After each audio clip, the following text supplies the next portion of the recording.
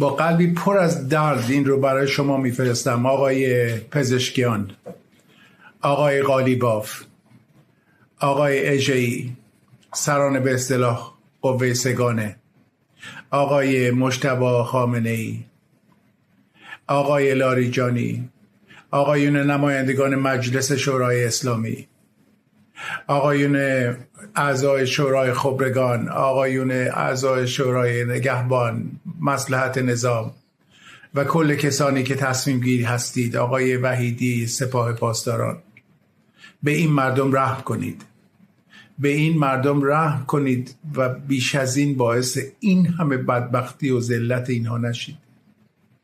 شما هیچ شانسی برای برنده شدن و پیروز شدن در این جنگ ندارید. اگر آمریکا قرار نبود که شما را از حکومت برکنار کنه، با این همه قدرت و ابعاد به شما حمله نمی‌کرد. 47 سال همه گونه بازی‌های شما را تحمل کردند. گروگانگیری کردید، سربازانشون رو در بیروت بمبگذاری کردید. 47 سال در سراسر خیابان‌ها و کوچه و ساختمان‌های ایران مرگ بر آمریکا نوشتید. شما به فرزندان ما در مدارس به زور آموزش دادید که روی پرچم آمریکا راه برن و به آمریکا توهین کردید. شما بالاترین توهین‌ها و جسارت‌ها و بدی‌ها را با آمریکا کردید و با تمام قدرت نظامی که آمریکا داشت در تمام این 47 سال هنوز صبر و تحمل کرد. با شما مذاکره کرد، با شما سر میز نشست، با شما خواست کنار بیاد، ولی شما باز هم لیاقت نداشتید. و دیگه وقت گذشته آقایان، ملاحظه میکنید نمیدونم شاید بیش از 500 یا 1000 نقطه رو بمبارون کردن و ادامه خواهند داد به این بمباران. شما چیزی ندارید، نیروی دریاییتون رو از دست دادید، نیروی هواییتون رو از دست دادید، نیروی زمینیتون منفجر شده، صدها ساختمان منفجر شده و مدام شما رو زیر نقطه کوبی و نقطه بمباران انجام میدن. به خودتون رحم کنید، به زن و بچه خودتون رحم کنید و بیش از همه به این مردم بیگناه ما رحم کنید، به این جوانان ما رحم کنید. بیش از 10 روز است که اینترنت مردم رو قطع کردین. شما میدونید این چه ضربه‌ای به ملت میزنه. بانکاتون هم که کارتاش داره از کار میفته. تمام ضربه های چپ و راست داره به شما میخوره.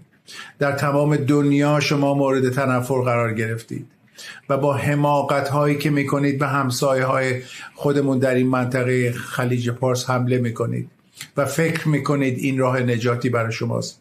فکر میکنید اونها میتونن روی آمریکا فشار بیارن. شما فکر میکنید که میتونید تنگه هرمز رو ببندید. با چه حماقتی میخواید این کارا رو بکنید؟ تا کی میخواید به این حماقتتون ادامه بدید؟ به مردم ایران رحم کنید. شما هیچ راه فراری ندارید. شما هیچ گونه شانسی برای بردن این جنگ ندارید. بس کنید به سر عقل بیایید. اعلان تسلیم بکنید. از شاهزاده دعوت کنید، از رهبران سیاسی ایران دعوت کنید، زندانیان سیاسی را آزاد کنید، از بهترین رهبرای ما که الان سالهاست در زندان هستند دعوت کنید. یک کمیسیون انتقال قدرت تشکیل بدید، یک کارزار انتقال قدرت تشکیل بدید. با عقل و شعور درخواست عفو و بخشش از ملت ایران بکنید. به خودتون رحم کنید، به ملت ایران رحم کنید. بس کنید این دیوانه بازی ها رو بس کنید. غیر ممکنه شما بتونید از این آخرین مبارزه‌ای که براتون چیده شده فرار بکنید یا راههایی پیدا بکنید. رحم بکنید، به خودتون رحم کنید. من ازتون خواهش میکنم. من فریدون خویی هستم، من در دبی ام، شما منو میشناسید. دعوت کنید همه بیان و دور یک میز کنفرانس بشینن. شما درخواست عفو و بخشش بکنید. ملت ایران مهربانن. راه رو باز بکنید برای اینکه صلح ایجاد بشه، برای اینکه این جنگ تمام بشه، این بمباران ها تمام بشه. تمام زیرساخت‌های کشور داره نابود میشه و تا زمانی که تسلیم نشدید این بمباران ها اضافه خواهد شد، بیشتر خواهد شد و لطمه های بزرگتری به ملت ایران خواهد خورد، به بدنه ما خواهد خورد. آخر خط همه ما باید اینا رو بسازیم. با پول همین ملت به جای مدرسه سازی، به جای کارخانه سازی، به جای به جای کمک به اقتصاد ایران، به جای کمک به صنایع ایران، مجبور خواهیم شد تمام پولامون رو هزینه بکنیم برای ساخت همین زیرساختایی که دارن بمبارون میکنن. بس کنید، به سر عقل بیایید، به خودتون رحم کنید، به ملت ایران رحم کنید، راه صلح رو انتخاب بکنید، درخواست عفو و بخشش بکنید و ملت ایران مطمئناً به شما راه شارعی رو نشون خواهند داد. شما رو خواهند بخشید اگر به گناهانتون اعتراف بکنید. شما هیچ راه فراری ندارید. این آخرین اخطار منه به شما.